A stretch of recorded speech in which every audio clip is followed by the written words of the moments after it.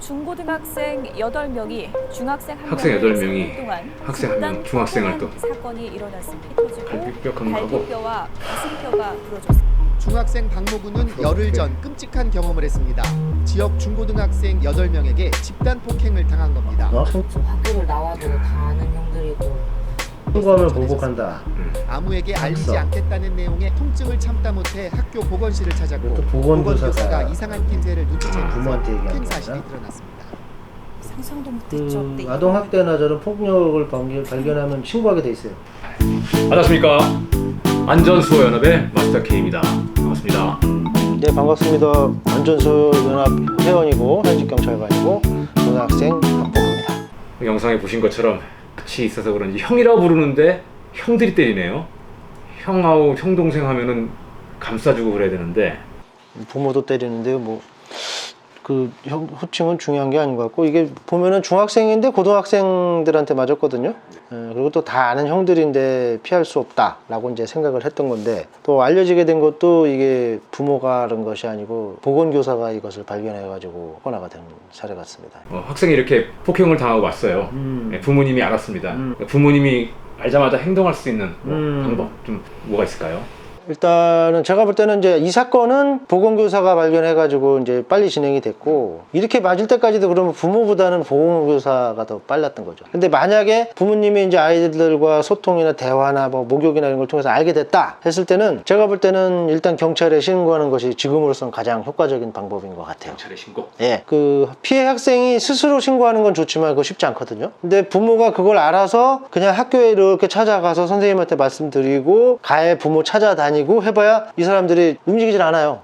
겁을 내지 않습니다. 경찰에 신고를 해서 이 정도면은 뭐 폭행인데요. 절차가 딱. 예, 그리고 고등학생 정도면은 이제 촉법소년을 넘어선 범죄소년이기 때문에 처벌이 그렇게 가혹하진 않습니다, 솔직히. 그 초범인 경우 또 청소년인 걸 감안해서 그러더라도 경찰에 신고를 하면 경찰에서는 지금은 이제 학교, 부모 또 청소년 보호단체와 쫙 연계해가지고 그 보호할 수 있는 프로그램들이 다 있고 가해자를 선도할 수 있는 프로그램도 운영하고 있어요. 그래서 결론적으로 말씀드리면 부모가 만약에 알게 됐을 때 아이와 대화해서 푼다든지 뭐 거기서 또 뛰어논다든지 그거 잘 통하지가 않아요. 그냥 경찰에 신고해서 해결하는 것이, 같이 상의하는 것이 가장 공식적이고 효과적으로 대처할 수 있는 방법이다. 저는 이렇게 생각을 합니다.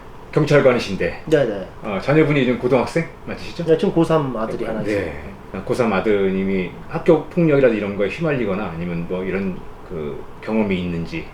저도 솔직히 뭐 아이들 클 때는 좀 많이 바빴다는 핑계로 이렇게 소통을 많이 하진 않았습니다만 피해를 당했다고 느껴진 적은 없었고요. 사소한 다툼 속에서 굉장히 여러 차례로 좀 비겁하게 전학 온 제 아들을 괴롭히니까 거기에 대한 좀 대항을 한 정도에서 경미한, 밀어버리는 정도의 폭행에서 당했는데, 이 어릴 때 굉장히 중요한 것 같아요. 그 아들이 뭐 운동을 한다든지 취미 생활을 한다 그럴 때 맞기보다는 저 운동만 한다 그러면 좋아서 운동기구 사주고 막 그랬었거든요. 그러다 보니까 자연스럽게 합기도도 배우고 주짓수도 배우고 자기 신체를 단련을 하더라고요. 그러다 보니까 이제 자신감도 생기고 뭐 거울 앞에서 몸 자랑도 하고, 그런 것들이 조금 학교에서도 학교 폭력으로부터 약간 좀 피해자가 되지 않는 어떤 도움이 되지 않았나. 그래서 자식들에게 공부보다는 일단은 운동 같은 거, 취미 생활 한다고 그럴 때 도와주는 것이 이 아이들이 바깥으로 다른 그룹에 속해서 그 허전함을 채우지 않는 좋은 방법인 것 같아요.